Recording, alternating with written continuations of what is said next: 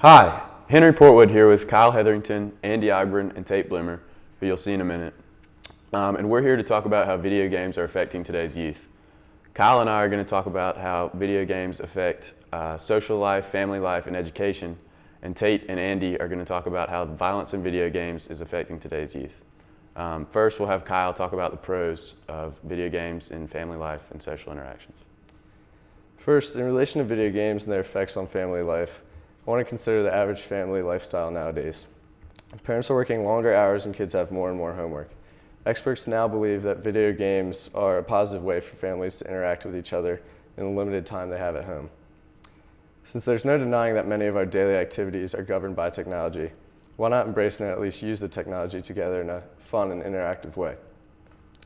According to a BYU experiment involving 287 families with children between the ages of 11 and 16, girls showed a near 20% increase in better behavior, connectedness to their family, and mental health when playing age-appropriate video games with their parents. Boys did not share such a significant increase, but still improved nonetheless. Because of such studies, game developers are now focusing on games that have themes for both children and adults. They're not necessarily educational always, but they do draw on roles of the family as well as gender-specific actions. Disney, for example, created Pirates of the Caribbean as a family game recently. The character of the game noted he made the driver of the ship to be the mom in the family when playing, since she oversees everything else on a daily basis in real life and is always driving them around.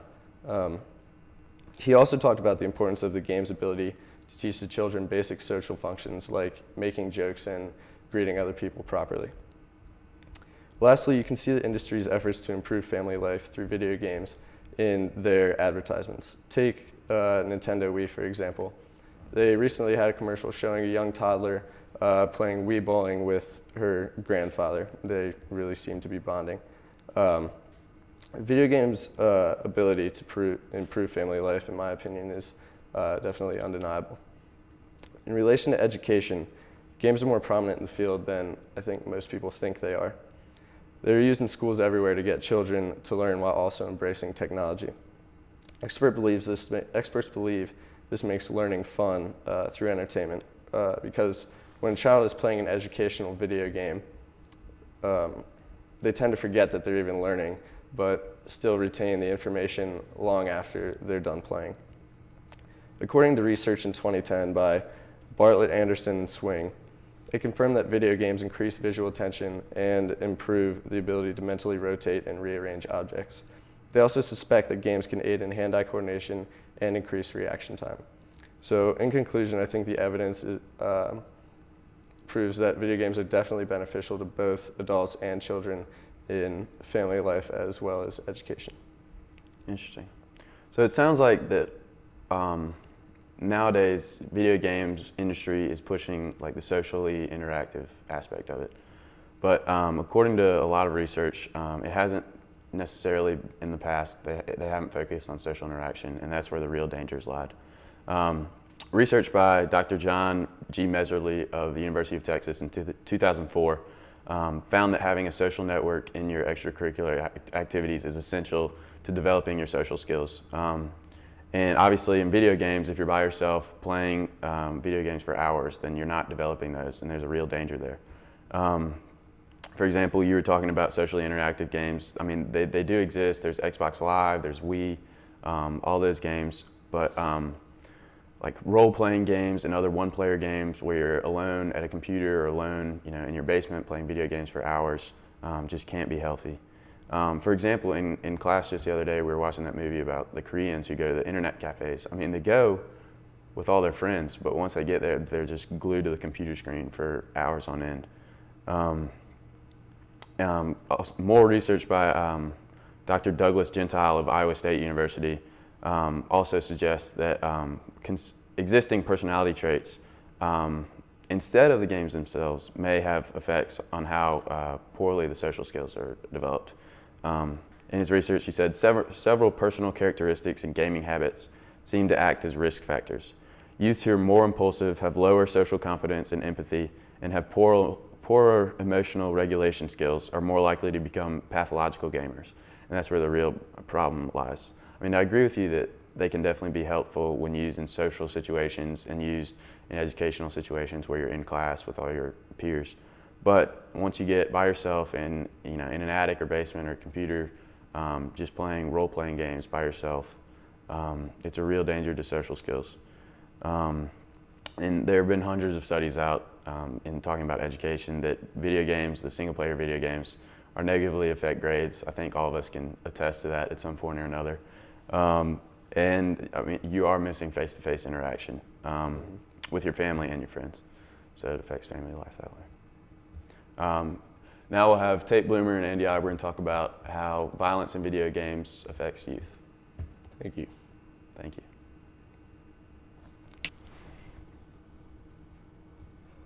Hi, I'm Andy Ogburn, And I'm Tate Bloomer. and you just saw Kyle Hetherington and Henry Portwood speak about the effects of video games on family life and education today. And we're here to talk about the effects of video game violence on today's youth. And first, we'd like to show a clip that is somewhat graphic to discuss or show what we will be discussing.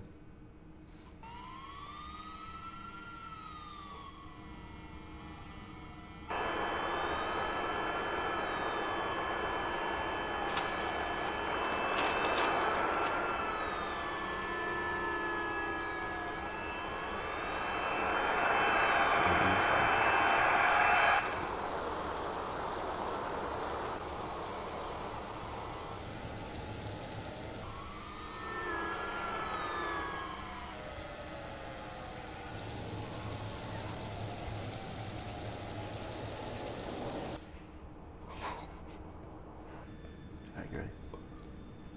You ready? Yeah. We're just talking to each other now. Okay, what you just saw was a clip from one of the most violent role-playing games on the market called Grand Theft Auto. And according to procon.org, 10 out of the top 20 best-selling video games contained a large amount of violence. Violence is linked to bullying and violence against women. It's even blamed for the Columbine shootings, in which the perpetrators were reportedly very deeply involved in the early first-person shooting video games of that time. Critics argue that violent video games desensitize the player to violence, making them more likely to take a violent approach to solve a problem. And children are especially susceptible to this, thinking that it's a simple way to solve a problem, and it's not always the correct way, but nonetheless, these video games can desensitize the player to violent acts. And a recent Time article suggests that video games can be worse than movies, even though movies display extremely violent content, because the player is physically engaged in the act, which makes them, in a way they're simulating doing it, which is the step that makes it easier to physically do it in reality. Yes, Andy. Well, yeah, I mean, I've seen, I guess, the studies about how violence in video games has been kind of instrumental in the Columbine shooting and other bad things that have happened in the past. But actually, the Harvard Medical School Center for Medical Health actually ran a study that said there's no real conclusive link between video game usage and just violent actions, especially by youth. And the Surgeon General, David Satcher, also said that we clearly associate media violence to aggressive behavior, but the impact was very small compared to other things. Some may not be happy with that, but that's where the science is. And so he's trying to say that, of course, we expect there to be a correlation between violence in video games and violence by our children, but he was saying that unfortunately there might not be an actual link. It might just be some other tendency, some other statistic that causes that violence. And I would say in my own personal experience that I haven't really seen any real violent tendencies from any of my friends, from myself, because I've seen people and I've played these games before myself, and I really think that there really isn't anything that bad. Mm-hmm. Obviously, there's some graphic things, as we just saw. There's some things that I would not try to simulate myself in real life, but I feel like anyone who's playing those games feels like they're simply playing a game, not translating anything into their own experience. Mm-hmm.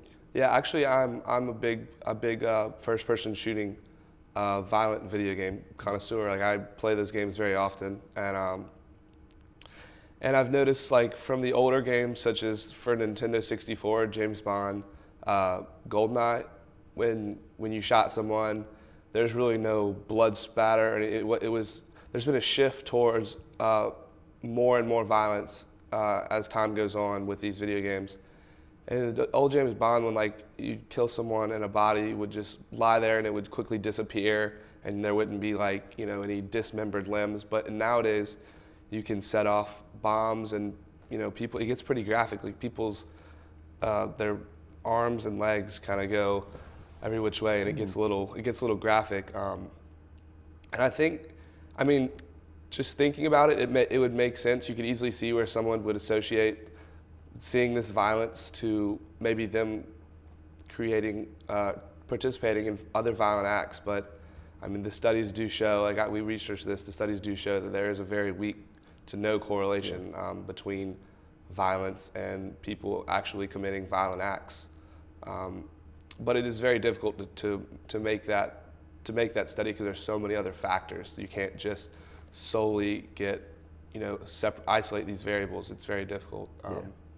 So and I can see kind of the violence as it's increased, as you said, from the first games to today's games, that it's becoming more and more violent and more lifelike and just more and more terrible. And I can definitely see the correlation increasing even more as we progress into the future. Mm-hmm.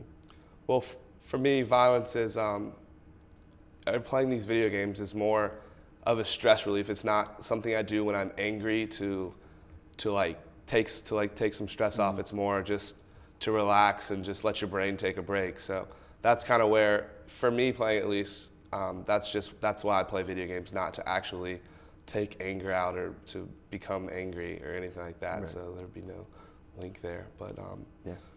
Well, all right. I'm Andy Ogburn. I'm Tape Liver. And thanks for watching.